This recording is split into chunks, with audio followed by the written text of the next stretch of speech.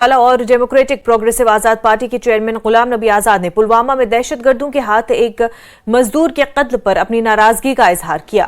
انہوں نے کہا کہ نہ صرف سیاسی قائدین کو اس واقعے کی مذمت کرنی چاہیے بلکہ مقامی لوگوں کو بھی آگے آنا چاہیے اور اس قسم کے وحشیانہ واقعات کے خلاف آواز اٹھانی چاہیے۔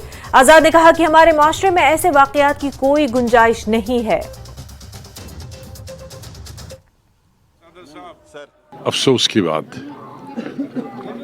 پرسوں ہی ایک انسپیکٹر پر حملہ ہوا، اس کو زخمی کر دیا گیا بیچ شہر میں، اور شہر میں یہ بڑے عرصے کے بعد اس طرح کی واردات ہوئی اور خاص کر کے پولیس آفیسر پر حملہ ہوا۔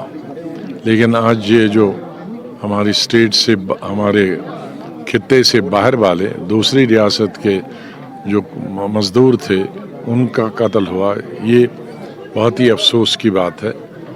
اور خاص طور سے جب کبھی بھی دوسری اسٹیٹوں کے یہاں کام کرنے والے، چاہے وہ مزدور ہو، کارپینٹر ہو، میسن ہو یا اور کوئی کام ہو، اس کو قتل کرتے ہیں تو یہ افسوس کی بات ہے۔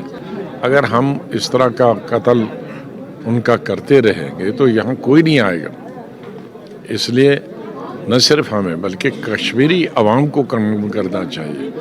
ایک زمانہ تھا کہ باہر کے لوگ صرف پنجاب میں کھیتی باڑی کا کام کرتے تھے۔ آج میں دیکھتا ہوں کہ باہر کے، چاہے وہ بہار کے ہوں یا اور دوسری ریاست کے ہوں، بہت سارے لوگ ہماری کھیتی باڑی کا کام کرتے ہیں۔ کھیتی باڑی کو کاٹنے کے لیے جب فصل کاٹنے کا موقع آتا ہے تب آتے ہیں۔ تو اس کے لیے نہ صرف لیڈروں کو کنڈم کرنا چاہیے ایسے وارداتوں کو۔ ناظرین